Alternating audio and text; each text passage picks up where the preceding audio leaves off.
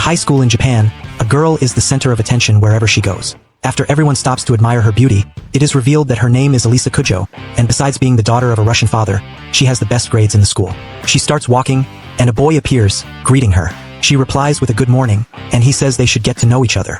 He introduces himself as Ando, a second-year student, and says that his sister had told him many things about her and that he was interested in getting to know her. When he was about to ask her out, she rejects him immediately.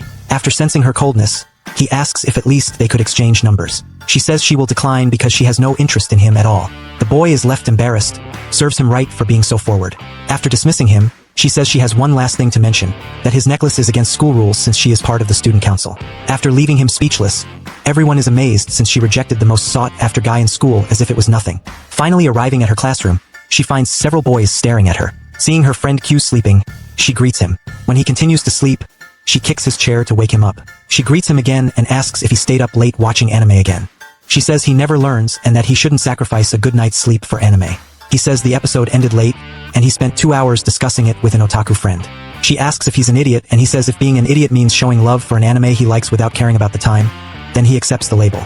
She corrects herself and says he's an idiot without salvation. As he yawns from exhaustion, she says something in Russian to him.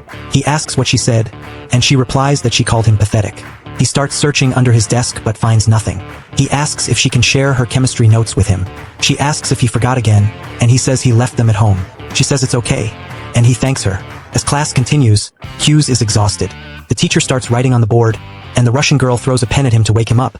But unfortunately, he had his hand raised, and the teacher had just asked a question. The teacher tells him to answer quickly. He stands up and asks what question they were on. Looking to the side, she points to him and he says the answer is option 2. The teacher says that's wrong. He asks the Russian girl and she says the correct answer was option 8. Realizing she made him get it wrong on purpose, the teacher tells him to pay more attention in class. He tells her not to give him the wrong answer, and she says she only pointed to the question they were on. He says she's lying and that she clearly pointed to number 2, and she says he's mistaken. She smiles at him and he asks what that smile means. She calls him cute, but in Russian. He gets embarrassed and asks what she said, and she says she called him an idiot. He starts recalling that time when she clearly called him cute. He wonders why she calls him cute and understands perfectly what she's saying. She continues speaking in Russian, making another compliment to him. He gets flustered and wonders why she's calling him that. What she doesn't know is that in his childhood he had a friend who spoke Russian, and by spending time with her, he naturally learned to speak the language back then.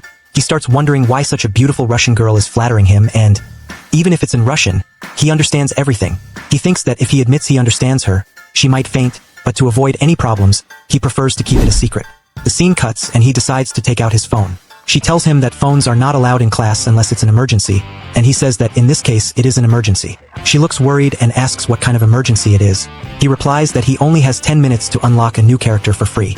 She says he's quite bold to do that next to a student council representative, while he celebrates having unlocked the SSR Tsukuyumi. She confiscates his phone to take a look. She asks if this Tsukuyumi is the moon goddess in Japanese mythology, and why her hair is silver instead of black. He says it might be a reference to the moon and that he doesn't care about the details because he thinks she's very beautiful. She gets annoyed and returns his phone. She says in Russian that she also has silver hair and that he's betraying her. Realizing what she's saying, he becomes embarrassed. He asks what she said, and she says she called him a game addict. He pretends not to understand and says she's insulting him. He says she can't call him an addict and that he's just a casual gamer. She says she thought he was a more serious boy. He says being serious is his middle name, and she says that's the exaggeration of the century. He replies that they still have at least another 80 years ahead. The scene cuts to break time, and he starts shouting that he wants to be popular with girls. They look at the Russian girl and her sister, who is the student council secretary, accompanied by Suu, the council spokesperson. One of the boys says that Kujo-senpai is very beautiful and that he wants to get closer to her. Another boy says he heard she already has a boyfriend, and Q says she always rejects boys by saying she's already dating someone, and with or without a boyfriend, he wouldn't stand a chance. The boy gets upset, telling him not to be so smug just because he's friends with the Russian girl and that he's jealous because he can call her by her nickname. Hughes admits it's true, but she always seems disappointed in him. The boy says it's not so bad since she doesn't talk to anyone else but him. The boy says if he doesn't have a chance with one, he'll try his luck with the other, who is friendlier than the Russian girl. While they talk about the girls look for a place to sit. Seeing Hughes sitting there, the Russian girl approaches and asks if she can sit with him. He says she can make herself comfortable and asks if it's okay with the other boys, who say it's fine. She seems impressed that both of them chose to eat instant noodles, and the Russian girl doesn't like it at all. She says it tastes good but thinks it should be a bit spicier. He agrees with her, and she says maybe she'll bring this up with the council. He tells her she shouldn't bring her preferences to the council. The Russian girl, feeling jealous, asks if they are friends. She says they've been friends since they were kids. The Russian girl is impressed, and he asks if they get along well. She says they are becoming good friends, at least that's what she wants. She says maybe it wouldn't be fun to be her friend, but the other girl insists they would be good friends. The excited boy stands up and says he's finished eating, and they say they are leaving. He says the girls shine too brightly, and he can't handle it. The Russian girl moves a bit closer to him and nearly chokes. She asks if he'll accept her offer to join the council, and he says, as he has said many times, he's not interested. She says he would fit perfectly with them since he has experience as vice president. The Russian girl doesn't understand, and the other girl explains that when they were younger, she was the president and he was the vice president. He says he only accepted because she kept insisting. She says it might surprise her, but even though it didn't seem like it, he was good at it. He feels embarrassed, and she says in Russian that she believes in his potential too. The scene cuts, and the Russian girl asks if they were close. He asks if she's surprised, and she says very much, as she didn't imagine he had a friend. He says that he does have one, and she's right in front of him. She asks if they are friends, and he says he thought so. She agrees and says they are friends. He asks where she's going, and she says she remembered something she needs to take care of and walks away excitedly.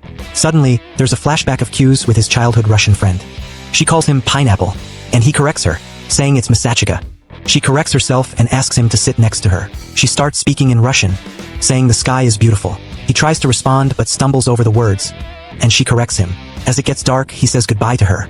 He wakes up and says he studied Russian just to talk to her but can't even remember her name. Morning arrives and no one has arrived yet. He starts organizing the classroom and says now it's perfect. The Russian girl arrives and he greets her. He says he woke up early to tidy up the mess. She sarcastically asks if he really woke up early. Then it must be going to rain today. He notices a black stain on her sock and asks if she stepped in a puddle. She says she's not an idiot like him. He asks if she's calling him clumsy. She says she didn't say that. Actually, a truck passed by and splashed water on her. He says those drivers are all reckless, and she says it was her fault for walking so close to the street, but she brought another pair of socks, so it's not a problem. She asks if he really doesn't want to join the student council, and he says he's not really interested. She starts taking off her sock, and Q's gets excited. Realizing he's looking away, she gets an idea. She asks him to get the sock from her locker since she already took off one sock and can't get it herself. He gets impatient and fetches the sock for her. She asks him to put it on, and he is shocked, asking what's gotten into her. She says it's a thank you for getting her sock. And isn't this already a reward for him? He says this would be a reward for thousands of people. She asks if she's wrong, and he says she's right. She says in Russian that for her, this is also a reward. He starts wondering what these shows of interest in Russian mean. He thinks she might be tired of being so perfect and is using him as an escape. She asks what the problem is, and he says he just wants to know what she said. She says she only called him a coward and that she'll put the sock on herself. He says there's no need for that and he'll put it on. She asks what he thinks he's doing, and he says she's the one who asked. She starts to feel shy, and he says she called him a coward, and he won't accept being called that. He starts putting on her sock, and she says she wasn't ready for this. He asks her to stop moving. When he manages to put it on, his hand slips, and she asks what he thinks he's doing and kicks him in the face. He falls backward, and she runs away, embarrassed. Hours later, he runs up to her to apologize. She says in Russian that he's a pervert, and he gets embarrassed. She says she's not angry anymore and that she should apologize for kicking him. She places her hand on his face to see if he's hurt badly, and he says she doesn't need to worry and thanks her for the beautiful view she gave him. She gets angry and asks what he's talking about. She gets embarrassed and asks if he saw something, and he says yes, thanking her for the blessing. She punches him in the face and says in Russian she can't believe it and calls him an idiot.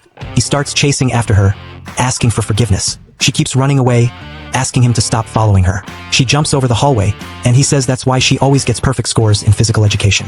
10 minutes later, they are both exhausted. He asks if she's okay, and she says she'd be better if he hadn't chased her. He apologizes again, and she says she understands and that it was her fault. He kneels down and hands her a can of Oshiruko. She asks what his intention is, and he says to accept it as a peace offering since he knows she loves that drink. She accepts the drink, saying she'll drink it only because she's thirsty. She indirectly asks in Russian if he wants a sip. He is shocked, wondering if this is an indirect kiss and if saying yes means they will indirectly kiss. He asks what she said, and she says she mentioned it's good to drink something sweet after exercising. She speaks in Russian, saying it seems he doesn't understand a word she's saying. He starts to freak out, saying he actually understands, until the next day arrives, and he asks her what she wanted with him. She says it would have been right for him to ask if she had waited too long to be a bit more gentlemanly, and he starts being more polite, albeit ironically. Then the Russian appears and says they got along well. He says he didn't know she was there, and she apologizes if she's interrupting them. For some reason, He gets nervous around her and asks if she wanted his help organizing this mess. She remarks that he seems used to it already and asks if he could get that board game for her. He hands it to her, noticing there's also a deck of cards, and she mentions they use them at school festivals, and she played them at the student council the other day. He asks who won the game, and the Russian notices they're talking too much and tells them to focus more on their task. She starts saying in Russian that she also wants his attention, and he gets all embarrassed. He starts wondering how she dares to say that. She looks at him and says she's hitting on him, but he had no idea. And she continues singing a needy little song asking for his attention, until some time passes and she thanks him for his help. Then an impressed guy shows up saying they're already done. After finding out that Q's helped with the task, he says he's the council president. He says he's heard a lot about him being very talented. He starts looking at him and says he really looks like a president. When he was about to say goodbye to them, he says he would feel bad if he didn't repay the favor, and in that case he would pay for his dinner. He says he didn't need to, but he thanked him anyway. She says he should accept it. After all, dinner wouldn't be ready when he got home. He asks how she knows something about his house, and she says they were childhood friends, and he says in that case they should all go to dinner together. Until the scene cuts, and they were already at the restaurant. He says he thought they would take until tomorrow to finish. The girl starts praising Q's and says he was amazing. The president says it's not normal for SOU to compliment people, and if he was interested in joining the council. He turns down the offer and says he's tired of it, and what he did in junior high school was enough. He keeps insisting that he enters, and he says he is not very ambitious. She tells him to join them and that it would be better for him. He says she's practically the right choice to be the next president, and she says she wants to be in the student council with him, and he says he doesn't want to and that it's a lot of work. He says he was wrong in saying that only SOU was the candidate for president, and that the main one is Kujo. He asks if this was serious, and she says she would be running against SOU next year, until the waitress appears and says it's time to eat. After filling their bellies, they say goodbye and go their separate ways. He tells them to move forward, and she says he doesn't need to take her home. They start walking, and he asks if she really was going to run for president. She says yes, but the atmosphere gets a little heavy. She says he could leave her right here. Until the scene cuts, and Q's arrives home and comes across a pair of shoes at his door. When he gets home, she asks if he took the Russian home. He asks what she was doing here, and she says she's going to sleep here tonight. She starts talking about the manga she was reading, and how the unknown guy should be the heroine's brother, and how the protagonist doesn't notice. He says look who's talking, especially she who pretends to be his childhood friend. She says it wasn't a lie, and if he knew what a childhood friend was, he says it's someone you got along with as a kid. And she says he was right, and that includes brothers, childhood friend, otaku friend, sister. They can all be true at the same time. She returns to reading the manga and says that the guy with her was the older brother. He says that was classic, and she says that he was kissing her. He asks what the hell that was, and she says it was a masterpiece, and he says maybe they could just be half-brothers or something like that. And she tells him to stop being stupid, and that the manga is only good because the brothers are real, and that confirms that she is indeed his younger sister. Until morning arrives, and the girl sends a good morning to him. Wow, Japanese speaking English and I didn't even know. He says that because of her it wasn't good anymore. She says she was just waking him up with love and affection, and he tells her not to talk as if it were a joke. He says it was VD, and she asks if it was a divine goddess and that he really loved her, and he says it's VD for domestic violence. She says she was running out of options, and that next time, she would hide under the bed to pull his leg. He asks what she was thinking of doing, and after hearing her nonsense, he tells her to get off him. Until afternoon arrives, and the crazy ones had already watched a movie. She says it was great to see the exclusive moments that don't appear on TV, and she tells them to watch it again. He pulls her and says they need to go shopping. While they take a walk in the mall, they start looking at clothes, but she says she wants to buy some anime items. He's amazed to see that it costs 15,000 yen, and she says women's fashion costs per centimeter of fabric. He calls her and asks if it was his impression that there was something silver spying on them, and she says it wasn't just his impression. He says she took the ponytail off and that she was very different. Meanwhile, the Russian was just spying on them. They start talking, and he says he's surprised she noticed before, and she says she has a great sixth sense for detecting close people. He starts wondering what they were going to do now, and when he sees it, his sister had gone to talk to her. She gets all embarrassed and says she just happened to run into them a little while ago. And they say just a moment ago. She asks if she had already had lunch, and she says she hadn't yet. She says that since that's the case, she could go to the restaurant with them, and ask if she was really thinking about taking the Russian to that restaurant. She says he himself was looking forward to it. He says that since they are going with the Russian, they should go somewhere else. She acts tough and asks what the problem was. She asks if she likes spicy food. She starts thinking and she understands what kind of restaurant it would be. His sister says they were going to a place where they served spicy ramen, and since she likes spicy food, she should go with them. He says it wasn't that simple, and that he was going to be honest with her. He says it's an extremely spicy place, but she interrupts him and says she'll go. He tells her she doesn't have to if she doesn't want to, and she asks if he had a problem with her being there. Eventually, he gives in. Then the scene cuts, and they arrive at the spiciest restaurant in town. The Russian girl is shocked and asks why it's called Hell's Cauldron, and if it's not a ramen house. She confirms it is, and wonders why hell is in the name. He says she'd better give up, but she says she was just surprised by the name, that's all. After experiencing the very peculiar restaurant, she says she doesn't know what to order. The girl says the blood pool ramen is the mildest, and the thorny valley feels like your tongue is being pierced by needles. After hesitating about what to order, Q says he'll have the blood pool ramen, and she decides to order the same. His sister says since they're ordering the same thing, she'll have it too. The Russian girl remarks that she's dressed quite masculine today, which surprises her. She says since she's off duty, she decided to change her look a bit. The Russian starts to feel strange, saying she woke up in Q's bed this morning, and everyone was confused. She says she wanted to wear something different, so she borrowed his shirt. She asks what that meant, and he says she showed up at his house without warning, invaded his room, and jumped into his bed without his permission, but it seems she didn't really believe it. Then the waiter appears with the food on the table, and when she looks at the dish, she can feel the heat right away. She starts staring at the dish, and it seems like it's going to be a tough challenge for her. She takes the chopsticks and dives in, and soon regrets it. He asks if she's okay, and she says it's delicious. They both say it's delicious, and she starts speaking in Russian that it hurts. He tells the Russian girl she doesn't have to try so hard, and she says she actually said it was good, but he understood exactly what she meant. She starts asking her mom for help, saying she can't take it anymore. His sister asks what she thought, and she says it was way too delicious. She says since she likes spicy food, she has an idea and suggests using Demon's Tear to spice it up even more. Hughes meets her evil look and realizes she's doing this on purpose. He tells her not to try it, and she says one drop won't kill her. She starts putting pepper on the ramen, gives it a stare, and goes for it, and it seems things are getting really spicy around here.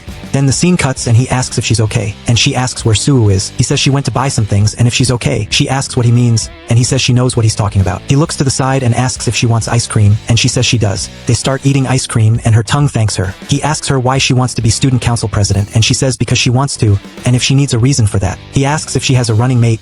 She says no, but it's okay because she doesn't need anyone. He says the rules say you need to run in pairs, and she says in that case she'll find someone random to support her. He starts reflecting, and she says in Russian that it would be nice if he could help her. Q starts having a flashback of a little girl apologizing to her parents because she didn't have her running mate. The flashback ends, and she asks if he has something to do, and he says he's free. She says since that's the case, he should come with her. He asks if she's sure she wants to take a boy to buy clothes with her. She says it makes sense, and he says she doesn't have friends to buy clothes with, so she doesn't know how it works, and he says in that case, he'll help her. She asks what's gotten into him, and he says they're friends. Arriving there, she starts wondering why he's being so nice to her, and if he thinks she's not capable of becoming president. She gets angry and asks if he's making fun of her. She says she's going to change, and asks him what he thinks. She says she's going to surprise him with a fashion show and show who's in charge. She starts thinking and says he's going to end up hearing her changing, and she tells him to step back a bit. She starts changing, and she says she looks beautiful. When she's about to leave, she starts worrying if he didn't have any reaction to seeing her, and that if he does that she's going to kick him in the face. She appears all tough and asks what he thinks. He says she looks great, and she turns all red. He says this outfit enhances her elegance and that she looks much prettier than usual. She gets all embarrassed and closes the curtain. She starts freaking out, saying he praised her too much. Meanwhile, he was freaking out, saying he was dying of embarrassment, and how she manages to make him feel like that all the time, until some girls appear and say that the young couples are very cute.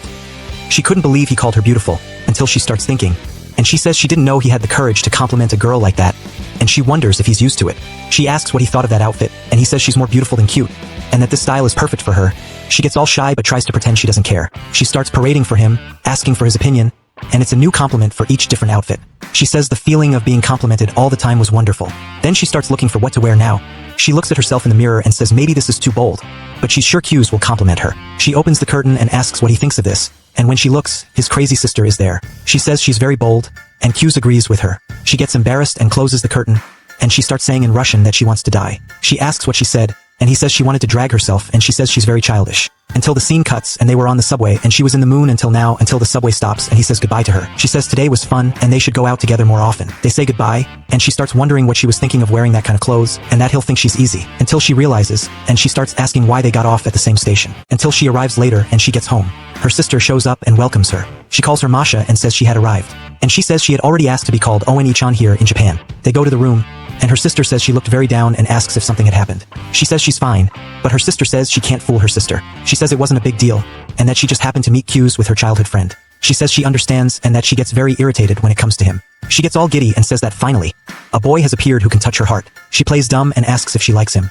She says she doesn't know where she got that idea from, but it wasn't what she was thinking. She starts to reflect and says they were just friends. Her sister asks how they became friends. After all, she hates lazy people. She gets embarrassed until we start having a flashback from 6 years ago. The Russian teacher tells them to form groups and write about some shops, and that the best group would receive a prize. Then the scene cuts, and they start deciding which shops they would go to. She says that since they are competing, she had to come in first. She starts walking, and the shopkeeper asks if someone had sent her to buy something, and she says it was a school project, and that they had to research the shops and see what their businesses were. After the flower shop, she went to research the butcher shop, and arriving later, she gets the news that they still hadn't gone to research anything. She asks how so, and that writing a report takes time and they had to do it soon. The guy says there was still a week left and that it would be easy, and she tells him to stop being lazy. He says it's simple.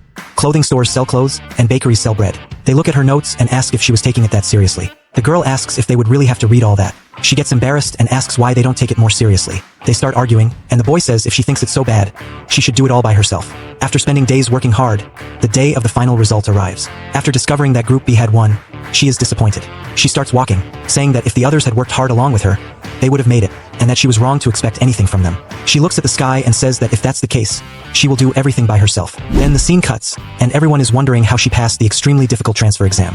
After the bell rings, she wonders how he managed to sleep with all that noise. She calls him, saying the bell was ringing. He wakes up and asks if she was the student who had transferred to Japan. She says yes and introduces herself as Elisa, saying it was a pleasure to meet him. He says he is Q's Masachika and that the pleasure is all his. Days go by, and she notices he always forgets his book.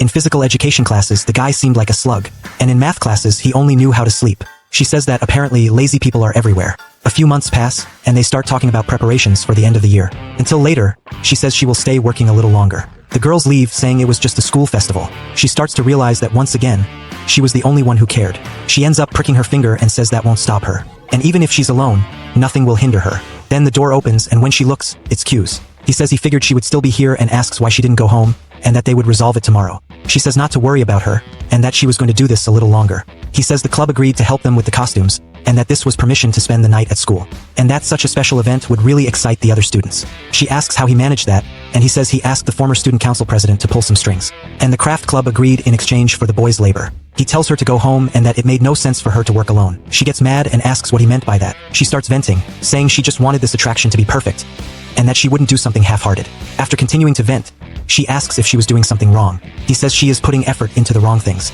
and that school festivals are not meant to be done alone. The goal is for everyone to work together. She was going to argue with him, but she gets embarrassed. He says that maybe this would irritate her. He apologizes and thanks her for her effort. She grabs her bag and says she's leaving. After leaving the room, she starts wondering what his problem was. Then the next day arrives, and they start talking about what the festival would be like and that it would be an explosion of fun. As days go by, everyone is dedicated. The Russian girl starts to understand the magic of group work. After enjoying the day a lot, night finally arrives. She finds Q sitting there. He says maybe the school was indeed strange. After all, who still had a folk dance? She asks to sit with him, and he asks if she wasn't going to dance, and that he was sure everyone wanted to dance with her. He asks if she didn't know how to dance, and she says she practiced ballet a lot when she was a child, and that it was easy for her. But she had refused everyone, saying she couldn't dance because she wasn't interested. He says fighting off the guys must be hard. She says it's fine, and that she's already used to it. And he says it makes sense, after all, she was their ice princess. She asks what he means, and he says that's what everyone's been calling her lately. She starts to think, and he asks if she didn't like it because it was indirectly calling her lonely. She says it wasn't that, and tells him not to make fun of her. He apologizes, and she says what bothers her is the part about being called a princess. He asks if that wasn't a compliment to her, and she says it makes it seem like she's a spoiled brat from a wealthy family. He says maybe it's her impression. She says she was born with above-average looks and talent, but she never managed to be satisfied with that, and that she gets irritated when her efforts are ignored just because of her class. He says it makes sense and that he will avoid calling her that. She thanks him, and he asks what she was thanking him for. She says he was right, and if she had done everything alone, she wouldn't be seeing everyone gathered like this. He tells her to relax, that he just filed some documents, and that he didn't do even half of what she did. She says that even so, it bothers her and that she wanted to repay him somehow. He says he doesn't want anything, and she says he doesn't have permission to refuse. He says that if it's like that, he has an idea. He asks if there isn't a custom in Russian to call people by a special nickname. He starts thinking of a nickname, and she says her family calls her Aalya, and he asks if he had permission to call her that. She asks what he would gain from that, and he says he has the glory of being the only guy in school to call her by a nickname. She asks if he is an idiot, and he thanks her. Then some desperate guys show up asking to dance with her. They start arguing over who would dance with her, and she says she didn't want to dance. Suddenly he grabs her hand and tells the guys that she was already busy. He starts pulling her to the middle of the court, and she says it feels like her heart is going to explode. This is too beautiful, man. I think I got something in my eye. He says that since she practices ballet, dancing now would be easy for her. She agrees with him, and he tells her to show her potential, and he calls her princess, and it looks like she liked it. Then the next day arrives, and the guy was sleeping. He says good morning to her and asks why she was looking at him like that. She insults him, and he says she was very aggressive, and she says in Russian that she thought he was very romantic last night. Then the flashback ends, and she says she now understood, and if that was what made them fall in love. She asks if she had paid attention, and she says that clearly is the beginning of a beautiful love story. She gets embarrassed and says they were just friends, and she says it starts like that and that this story is classic. She grabs her necklace and mentions a guy she likes. The Russian girl says she really trusts him, and she says her friend is the same. She starts telling when he saved her from a dog, and she tells her to stop bragging about her love life. Then the scene cuts, and Q's goes to the office. He welcomes him, and he says he just came to help the girl. She asks if he was Q's, and that she was Alya's older sister and student council secretary. He says the Russian girl was a great friend to him, and that he had heard she needed help with some shopping. She says he can call her Masha, and that anyone who is a friend of her sister becomes her friend too. She takes his hand and says it's a pleasure. They start looking at each other, and she asks what his given name is. He says it's Masachika. She is impressed, and the principal asks what the problem is with his name. And he asks if the problem wasn't with his face. She gets a bit sad and says it's nothing, and that she was happy to meet Alya's friend. She speaks in Russian for them to go, and he asks what she said, and she confirms she told them to go. Then the scene cuts, and they had already arrived. She says that this stuffed cat was very cute and looked like her sister. He wasn't liking it at all, and she suggests they buy stuffed animals that look like each person on the council. He says it's a terrible idea, and that the president would feel uncomfortable. She ignores him and continues looking for a bear for the president. And when she sees it, it really looks like the president. He tells her to stop with that idea, and she says she will at least buy this kitty for her. And he tells her to hide that kitty, otherwise the Russian girl would take care of it. After leaving there, he wonders if she's always like that, and if so, Alya must go through a lot. She says that was the place, and he tells her to go, and that he would hold things for her. She tells him to take good care of Aalya and Yn, and he gets all embarrassed. She says they look very good together, and he says her tastes were very dubious. When she tries to take a picture of him, he tells her to stop with that. The mustached guy serves her tea, and she thanks him and asks Q's what he thinks. He says he's not a tea expert, and he starts thinking, saying that his sister knows that well, and that their mother had taught her. Suddenly he starts having a memory of his father saying he was going to separate from his mother. He agrees sadly, and says he wants to stay with his father. His sister was sick and says she will stay with her mother. The flashback ends, and he finds her asking if he was okay. He says it was nothing, and she says he seemed hurt. She starts stroking him and saying he would be fine. He asks what relaxing feeling this was, and that it was very familiar. Suddenly he feels warmth, and he says it was burning his back. The cup ends up falling, and it looks like things heated up, until the scene cuts and they had returned from shopping. He asks what she was holding. She asks if he doesn't think it's cute. He says he does, but asks her not to leave it here. She asks if she can't, and he asks her to reconsider. Hughes says these are the purchases they made. The president says it looks like they bought common items and that he had helped a lot, and that God knows how it would have been if she had gone alone. And Hughes says it would have turned into an amusement park. The president gets closer to him and asks if he had decided to join the council. He says no, but that he doesn't mind helping with some basic things. She asks why he doesn't just join officially. The president agrees, and he says he understands Yuki wanting him to join, but why was he so determined about it? He asks why he's so determined not to participate, and that there was more to the story. He says he's not worthy of being a council representative. And the president says he disagrees. After all, he was an excellent vice president in middle school. And he says that experience proved it, and that he never had a proper goal for it. The president asks what the problem was. After all, he became president just to win the heart of a girl, and that this was a more inappropriate reason than any other. He starts laughing and tells him to take a look at this picture. Hughes asks if it was his younger brother, and he says that was him in the 9th grade. Hughes is impressed and says he changed a lot. He says he was like that 2 years ago, and that besides being a terrible student, he hated sports and never liked school much. But after he fell in love with one of the prettiest girls in school, he decided to make an effort to become a worthy man for her. Hughes asks who she was, and he says it was the vice president of the council. He gets embarrassed, and the president says he doesn't need a proper reason to join, and that even she only joined because Chisaki asked. He asks if it's true. She says yes, although she was already interested. She says that it doesn't matter the reason.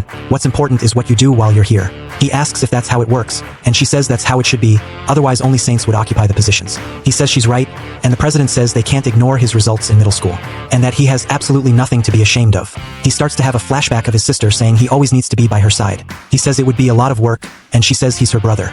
He says if he wants to join the council, he should make someone the president, and that this was already acceptable. He says they will welcome him with open arms. Hughes says he'll think about it, and he says that's the privilege of the young. She says he talks as if he wasn't young too, and that he doesn't look his age. He starts laughing, and Hughes starts thinking, saying he had a strange air of importance. He looks at the chair and asks where Aalya was. He says she was resolving a dispute between the baseball and soccer teams. He asks what he means, and he says the baseball team has championships every year at this time. But the soccer team made it to the qualifiers this year, and they were arguing about who would use the field. He asks if the Russian went to try to resolve the situation. He says yes, and that unfortunately no team wants to cooperate.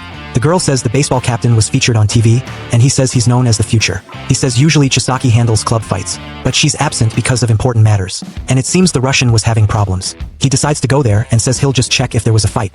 Until the scene cuts and the atmosphere was tense. The guy says it's more advantageous to play at home. He says they have these matches every year. He says it's just a stupid friendly match. She tells them to calm down, and that insulting each other wouldn't solve anything.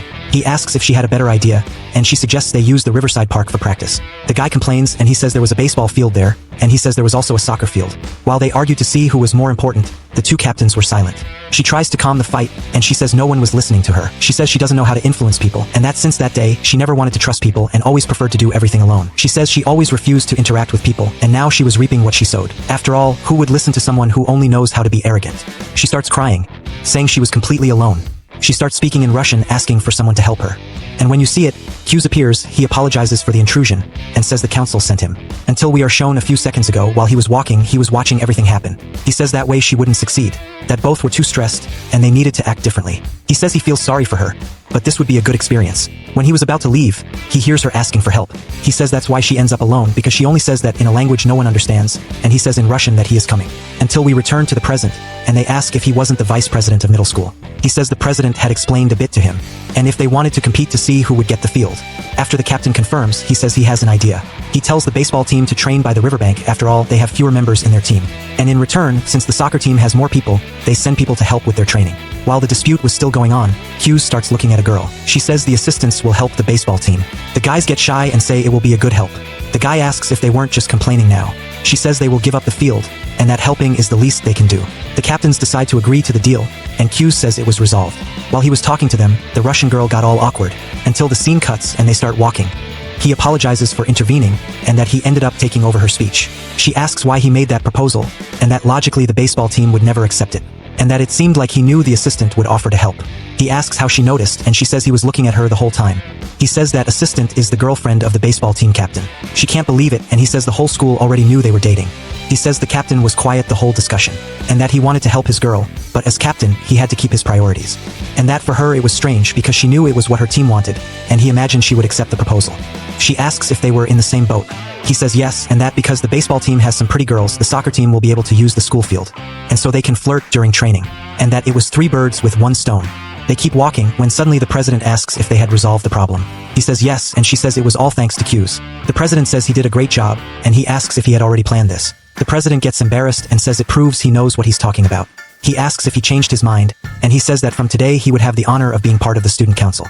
He is happy with the news, and it seems the Russian girl didn't like it very much, until night falls, and he says he feels he was tricked. He has a flashback of him telling him to bring the form tomorrow. He starts thinking, and she calls him, and he asks what it is, and she asks if he was really going to join the council. He says yes, and she asks if he was doing it to run for the election with Sue. He asks what she would do if the answer was yes, and she says she will become the council president, even if it means having him as a rival. He starts to remember the past and says she was always very determined. He looks at her and says he will make her the president. And if that's what she wants, he won't leave her alone, because he will always be by her side. She gets emotional, and he asks her to hold his hand. She gets all cute, and her eyes fill with tears. She takes his hand, and he says now they are a team. She thanks him and says something in Russian to him. He gets scared, and he asks what that was. He starts to remember his childhood friend, and he wonders if that feeling still existed inside him. She starts squeezing his hand, and he asks what the problem was. She asks if he was thinking about some girl. He asks how she knows. He gets shocked, and says that's the second thing a romantic comedy protagonist can't let slip. She says he just said he would be by her side. He says yes, and she asks if he was thinking about Sue. He says it wasn't her, and she starts squeezing even harder. He gets nervous, and she says he should accept this slap silently if he wants to be forgiven. The guy flies away, and he says it was a nice slap. She calls him an idiot and extends her hand to him, until the scene cuts, and he says this is the first time he gets slapped by a girl, and that he gained more XP as a man. She asks if he hit his head when he fell, and he says his brain was perfectly fine.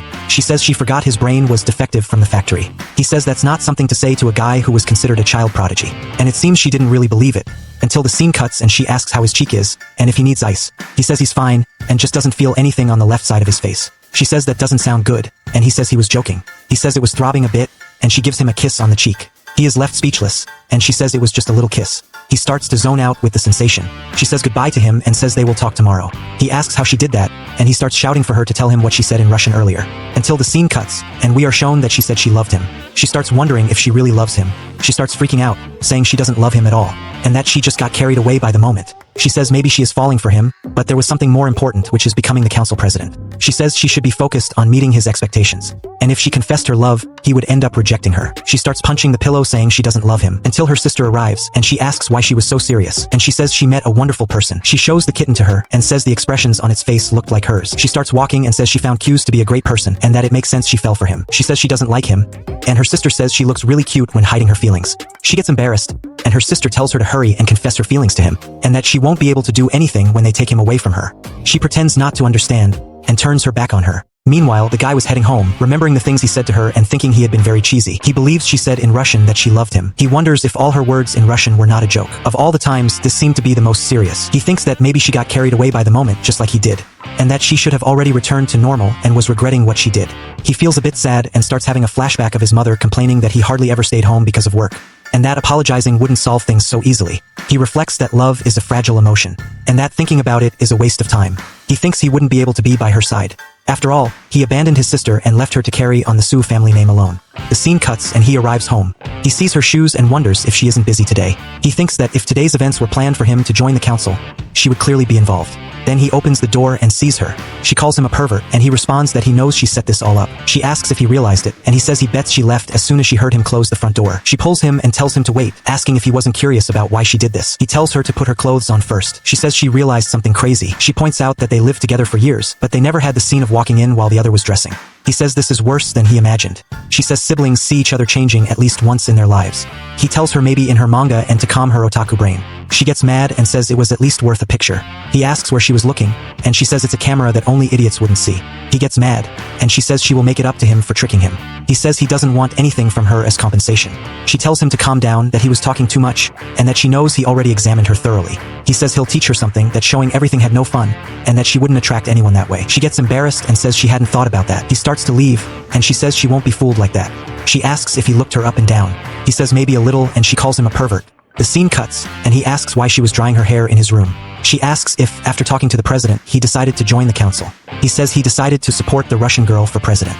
She is shocked and says Aalya took her brother. He says he wasn't taken. She starts calling him a pervert and asks if he was bewitched by Alya's body. He tells her to stop talking about such things, and she says he needs to open his eyes. She says it's better to have a size C in hand than 2 size E's flying. He says he wasn't interested in either. She starts saying nonsense to him, and he asks why she was thinking such things. She asks if he didn't want to be the first to touch his little sister. Honestly, this anime isn't from God.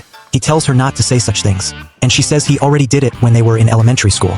He says he doesn't remember that. The atmosphere gets awkward, and she asks if he forgot. She says in 2nd grade, they bumped into each other while playing tag, and he dove into her thighs. He says he would remember if he had done such a miracle and to stop inventing scenes she sees in her animes. He says at that time she hardly went out because of asthma. She says now she's fine and hasn't caught a cold since the 2nd year of elementary school.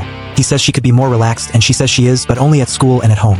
She asks him to pamper her instead of apologizing. He starts brushing her hair, and she asks if he decided to compete with Aalya. He says yes and apologizes to her. She says there's no need for him to apologize, that a rivalry between siblings would be classic. He says just to be clear, he hadn't stopped liking her. She says she knows and asks if he still loves her a lot.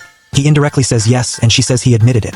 She stands up and says she didn't need anything else and thanks him. She says now they're rivals and that she's an easy girl who can ignore 1 or 2 episodes of betrayal, and that he can chase after her if he gets tired of the Russian girl. He tells her not to call it betrayal, and that he wouldn't do that.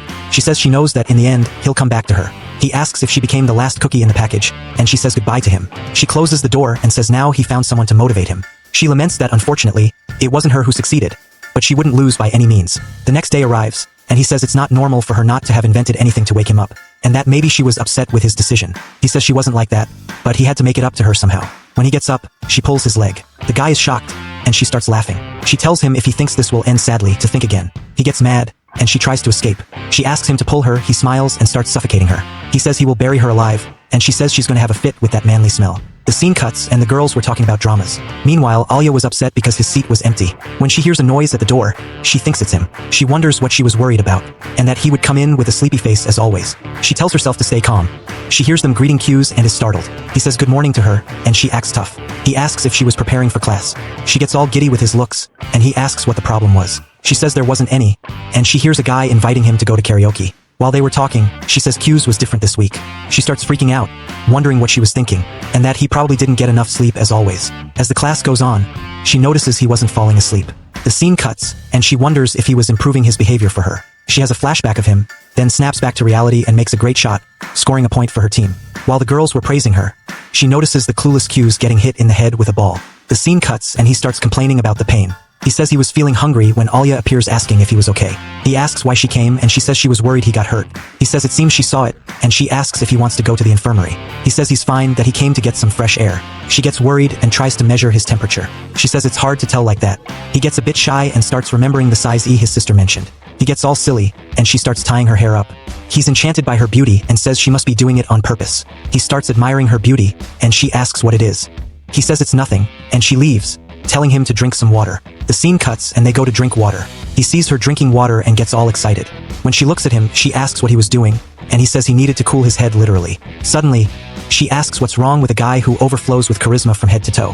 He tells her to stay calm, that he was just refreshing himself. She asks if there was something in the sky, and he says he sees clouds. She says he's right and asks why he was stating the obvious. He starts thinking that now he loves gym uniforms. She says he was all wet and asks if he wants a towel.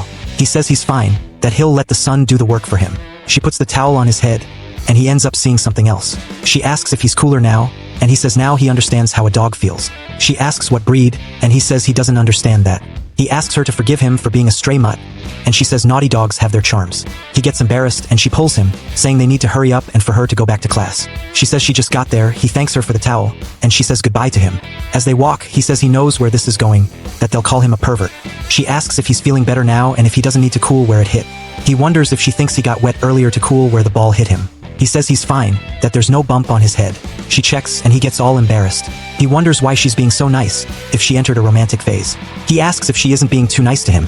She says he's been different all day, and she was just worried about him. And he starts thinking maybe he hasn't gotten over what happened yesterday. He says there's nothing wrong until his stomach growls, and he says he didn't have breakfast today. She blushes and says she thought he was paying attention in class for once. But in reality, he was just too hungry to sleep. He says he actually had a good night's sleep. She gets mad, saying that while he rested, she couldn't sleep. She stares at him and he asks if she knows what God said. She asks if he's reminding her to love her neighbor. He says Jesus said if someone slaps your cheek, offer the other one too. She stares at him and says that's the look of contempt for a fool who is good for nothing. She walks away, saying she was foolish to worry about him, and she says there's no way she fell in love with this idiot. And he says that's the Aalya he knows. Later, he asks her to go to the council room together. She stands up angrily, and he thinks maybe he went too far. They see some students bowing. When they go check, they come across her. He says he entered the wrong room, and when he was about to close the door, she stops him. She apologizes and says she thought they were the baseball and football guys. He asks what they did, and she says they ignored her freshmen and there was even a fight, but then she ended up hitting some of them. He says it's an exaggeration to carry a bamboo sword.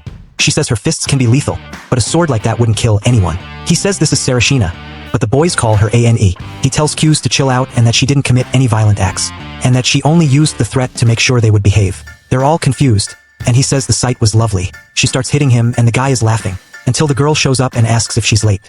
She tells them not to have a romance in the council room, and she says that wasn't what she was thinking.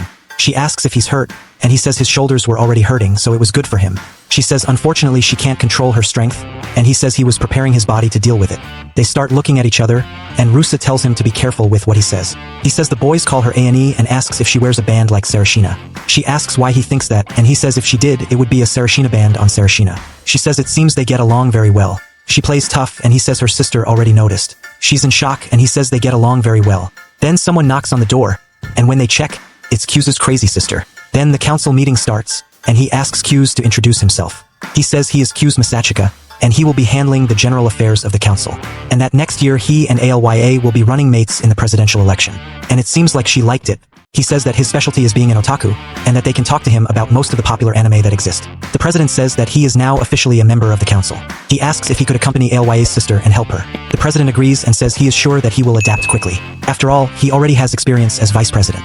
But he still wants him to work with others while learning the basics. He asks if there were not enough people. The president confirms, and Q's perverted sister interrupts, saying she's going to the art club's exhibition. She says that they will definitely discuss the budget. So, in that case, she wants Alya to accompany her. She gives a fake smile, and Alya tells the president that she will go. He authorizes them, and they leave quickly, and Q starts thinking that something strange is going to happen. While they were walking, the Russian girl says she should tell her something. She asks if she has a minute to talk. She says yes and suggests they do it in that empty room. Once there, Alya says she will run for president along with Q's. She says that Q's had already told her, and the Russian girl is impressed. She asks if that's all, and Alya confirms, adding that she won't apologize because she isn't doing anything wrong. The girl asks again if that's all and tells her to stay calm. After all, she has no reason to apologize. She says that Q's himself decided this, and that she has nothing to say about his decision. She says that the relationship between them won't change anything, but she finds it unfortunate that he didn't choose her. She feels awkward, and when she was about to ask a question, she ends up giving up. She says that she does love Q's, much more than anyone else in this world. She asks if she is serious. She says yes, and that she loves him more than her own parents. She feels embarrassed, and she asks what she thinks of Q's. She feels a bit shy and says that they are friends, and that he is very important to her. She asks if she likes him or if perhaps she is in love with him. She replies that she is not saying that kind of thing. The Russian girl says she just said how much she loves him, and now it's her turn to confess the secret. She says she doesn't know if she is in love, but she won't let her be with him. She mocks her and says she is very pleased to have gotten that information from her. She tells them to go to the art club. She says she heard Masha and Q's calling her by a nickname, and asks if she can call her that too. She says she doesn't mind, and she asks to be called Yuki. She quickly leaves, and she starts thinking that maybe she said something crazy. Then the scene cuts and they were organizing paperwork. Q says that this is for those who know how to work very well. And when he looks back, he finds her all clumsy. The president appears and says he heard about a replacement in the library, and they need people to help. She says she can handle it, and runs off. He apologizes for the mess, and says she's always like that. But she is a great help when there is confusion at school. Q says that everyone has their strengths. She tells them to take a break while she makes tea. He offers to help her, but she says she can handle it alone. She tells him to sit down and that she loves making tea. She asks if he likes tea with milk or tea with jam. He asks if it's the same as in Russia, and in that case, he'll want it. She asks if she can put protein in the president's tea. He says there's nothing good about that, and Q says he didn't expect that kind of joke from her. She smiles at him, and he asks if black tea is a typical winter drink in Russia. She says it depends on the family, and that her family drank tea all year round when they lived there. She says her mother can't live without tea, and he asks if her mother is Japanese. She says it seems like he knows a lot about Russia. He says he watched many Russian movies with his grandfather. He starts thinking, saying that he studied like crazy to learn to talk to his childhood friend. She serves him the tea, and he thanks her. He takes a sip and says it's delicious. She is happy with the compliment, and he says it reminds him a lot of his mother. After all, she was crazy about tea. She puts the jam in her mouth and then takes a sip of the tea. He asks if the jam wasn't supposed to go directly into the tea. She says that's a personal choice, and he tries it, saying it's too sweet. Suddenly the door opens, and they say they've arrived. Masha asks if they would like a cup of tea. She sits next to him, and it seems like she sat too close. She asks what's wrong, and he asks if she isn't too close. She says that in Russia, it's considered bad luck for a young woman to sit at the corner of the table. He asks if that's true, and she says yes. Things get a bit strange, and the atmosphere becomes tense. He asks if something happened between them. He asks Masha if what Aalya said is true. She says yes, and that single people who sit at the corner of the table will never get married. She asks Aalya if she found someone to marry. She says no, and that she just didn't want to sit there. She asks if she's sure, and Aalya plays dumb. She says in Russian that it's too early to get married. Q thinks to himself that they're only 15 years old, and wonders how she can say those things in front of her sister. She hands the jam to Aalya, and he is shocked by the amount. She asks what the problem is, and he says it's nothing. Later on, the president says they have issues to discuss with the teachers, and that the freshmen can leave. The scene cuts to them going home. He notices that she seems different and says that his sister must have done something. He calls her and asks what she thinks about stopping somewhere to eat something. She asks why, and he says they need to talk about some things related to the presidential election. She says in Russian that, unfortunately, this isn't a date. And he is shocked, wondering if that's what she wanted. The scene cuts to the Russian girl feeling hungry. She asks what's wrong, and he says it's nothing. She says she's tired and that she needs sugar for her brain to function properly. He asks if something happened between her and his sister. She says no, and he starts wondering what the heck Yuki did. She asks if he and Yuki are dating. He responds with a direct no, and she seems confused. He confirms again that they are not, and when she was about to say what Yuki said, he tells her that he wants to say something to her. He says that she isn't as proper as she seems to be, and that she was having fun mocking her and watching her reactions. He changes the subject and says that at this rate, they won't stand a chance of beating Yuki. She says he sounds very sure. He says it's the truth, and that she is the favorite to be president. He says that normally there would be 3 candidates running for the council. He says that in the past, there were 6 candidates making up 12 people. He says most gave up on the student council. She asks what that is, and he explains that it's a debate among the students. He says that if the baseball and soccer teams hadn't reached an agreement, they would have had to debate in the student council. She says she has seen that happen before, and asks him to explain more about why they gave up. Hughes says that when the council presents the candidates for president, it becomes a preview of the election. And once they debate policies and one side wins, it creates a hierarchy in the eyes of the students. She says she understands, and he says the candidates fight each other until the competition is reduced to 3 candidates. He says that not all candidates join the council, but this year the lack of people is unusual. He says that everyone gave up on defeating Yuki, and she wonders what's going on with him, as it seems he doesn't care about Yuki. While he talks, she wonders if he doesn't think twice before going to a restaurant with a girl. She notices that she ended up biting the straw without realizing it. While he finishes his explanation, she is eating like a lion. He asks if she was paying attention to him. She says she just got distracted by her dessert. She feels shy and says that actually, she was like that because of him. She looks at her dessert and says that since he doesn't care, she will make him care. She asks if he wants some, and he says he doesn't need it. She says she knew he wanted some, and that he doesn't need to be shy. She tells him to open his mouth, and he says he'll get a new spoon. She asks if he's gonna call a waiter just for that. He questions her, and she says that's totally normal in Russia, and tells him to open his mouth. He asks if that's serious, and he realizes she's lying. She tells him to open his mouth, treating him like a baby. He takes a bite and says it was like an indirect kiss. While everyone is watching them, he ends up facing a girl. She asks how they will defeat Yuki, and he says that facing her directly won't work. In that case, they will need to run a campaign attracting students. He says that one of last year's candidates was a former president, and yet it was the current president who won. He says he won thanks to his well-developed strategy. The journalism club made a profile on him because they found the idea of him running for president amusing. He says that after his appearance changed and his grades improved, he started gaining everyone's trust. She asks if she needs a good story to show the students how much she is working to help them. He starts thinking thinking and asks what she will do with that spoon. And coincidentally, she is thinking the same thing. They start running out of topics, and Q's asks if she minds if he orders something. The scene cuts and the waitress delivers the food and the extra spoon to him. She says he didn't need to ask for another spoon, and he says he was embarrassed. She says he is too childish to be embarrassed by something so trivial, and she thought he was used to girls by now. He says he was surprised that sharing a spoon was something normal for her.